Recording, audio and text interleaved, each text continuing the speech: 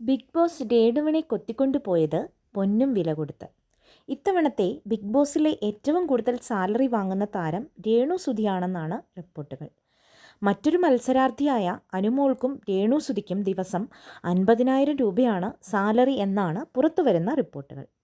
രേണുവിൻ്റെ ചില സുഹൃത്തുക്കളാണ് ഇക്കാര്യം വ്യക്തമാക്കിയത്. രേണുവുമായി പലതവണ ചർച്ച നടത്തിയ ശേഷമാണത്രേ രേണു ബിഗ് ബോസിലേക്ക് പോകാൻ തയ്യാറായത്. കരിയറിൽ വലിയൊരു കുതിച്ചുചാട്ടം നടത്തി നിൽക്കുന്ന രേണു ബിഗ് ബോസിനായി 100 ദിവസങ്ങൾ മാറി നിൽക്കുന്നത് കരിയറിനെ ബാധിക്കാൻ സാധ്യതയുണ്ട്. അതുകൊണ്ട് തന്നെ ആദ്യം രേണു തയ്യാറായില്ല. പിന്നീട് നടത്തിയ ചർച്ചകൾക്കൊടുവിലാണ് രേണു സമ്മതം മൂളുന്നത്. 1,00,000 രൂപ ദിവസ ശമ്പളമാണ് രേണു ആവശ്യപ്പെട്ടത്.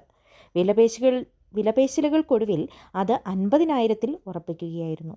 ഷൂട്ടിങ്ങും മോഡലിങ്ങും ഉദ്ഘാടനങ്ങളുമൊക്കെയായി നല്ല തിരക്കിലായിരുന്നു രേണു. 100 ദിവസം മാറി നിൽക്കുന്നത് ഇതിനെയെല്ലാം ബാധിക്കും. ബിഗ് ബോസിൽ പോകുന്നതോടെ ഫെയിമും നഷ്ടപ്പെടാൻ സാധ്യതയുണ്ട്.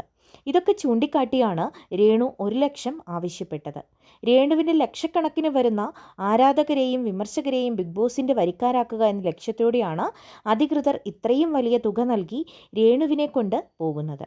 അതിൻ്റെ ഗുണം ഇന്നലത്തോടെ തന്നെ അവർക്ക് ലഭിച്ചു തുടങ്ങി. രേണുവിനെ സ്ക്രീനിൽ കണ്ടതോടെ ചാനൽ വ്യൂവർഷിപ്പ് റോക്കറ്റ് പോലെ കയറിപ്പോയി. സോഷ്യൽ മീഡിയ ആകെ രേണുവും ബിഗ് ബോസും നിറഞ്ഞു. അതുകൊണ്ട് തന്നെ പരമാവധി ദിവസം രേണുവിനെ പിടിച്ചു നിർത്താൻ ബിഗ് ബോസ് ശ്രമിക്കുമെന്ന കാര്യം ഉറപ്പാണ്.